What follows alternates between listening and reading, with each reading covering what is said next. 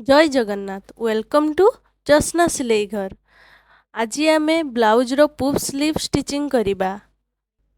मु एठी कपड़ा को काटिकी नेई नेइची।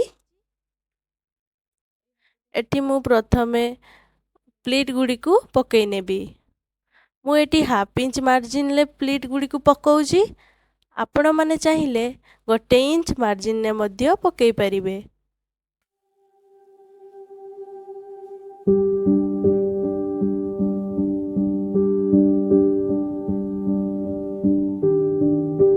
मु एठी पिन गुडी को सिक्योर कर नउची।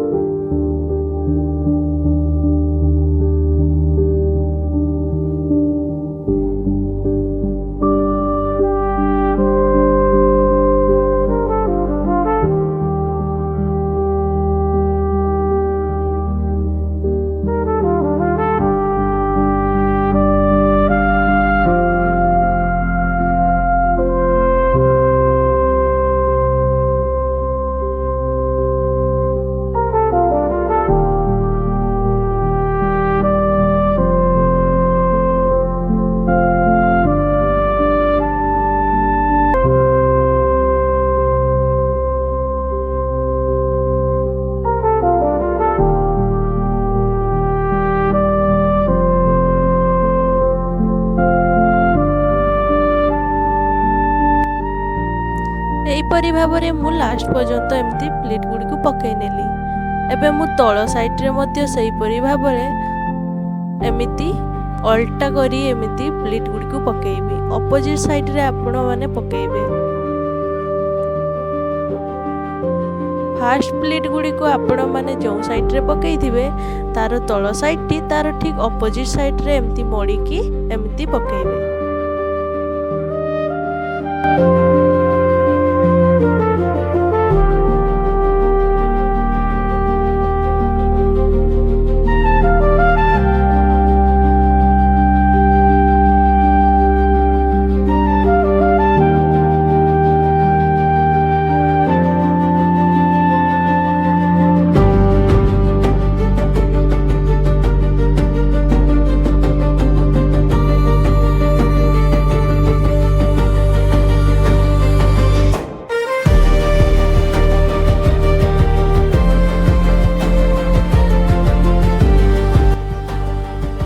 तापरे मु याकू एमती स्टिचिंग करनोची।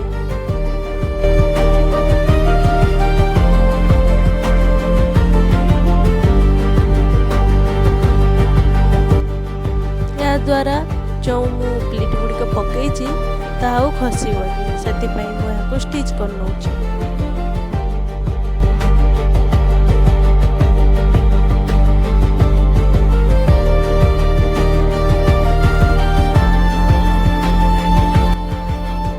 यापरे मु हाथ ऊपर एमती कपड़ा ऊपर अस्त्रटी को रखी याकू एबे जॉइंट करनेबी।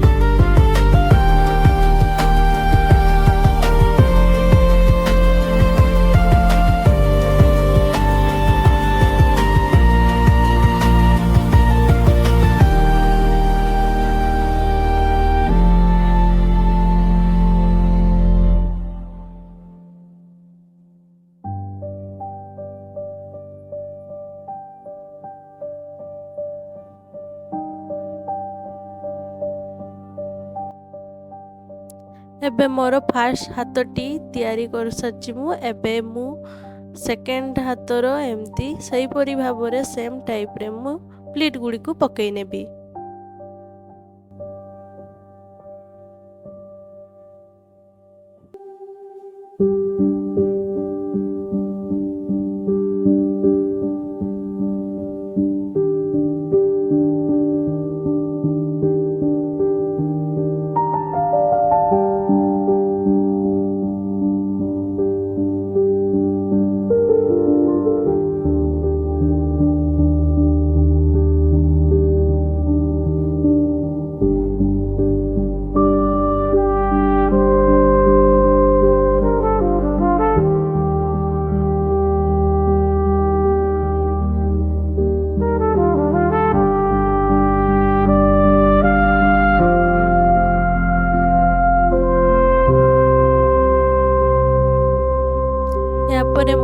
ଅସ୍ତ୍ରଟିକୁ ରଖି ଏହାକୁ ମଧ୍ୟ ଷ୍ଟିଚ୍ କରିନେବି।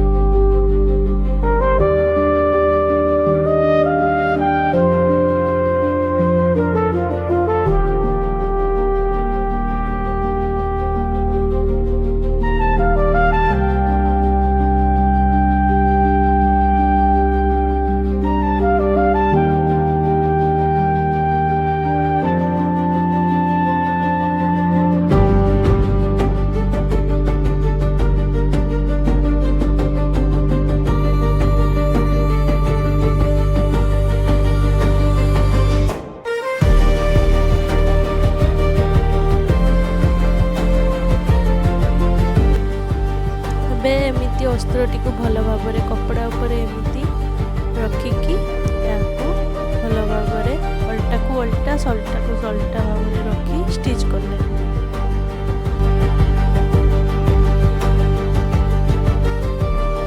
आपण माने एठी मु अस्त्रटी को अल्टा साइड रू सिलाई करूची। आपण माने चाहिले भी सल्टा साइड रू अल्टे की अल्टा पट को स्टिच करि परिबे।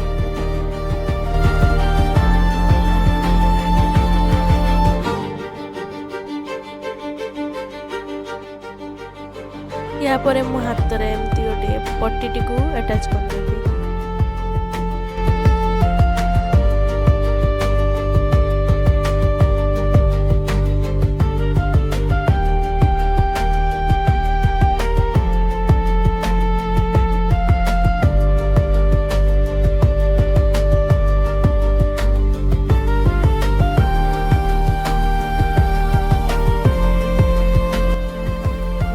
या ऊपर मु चाप सिलाई दे दूची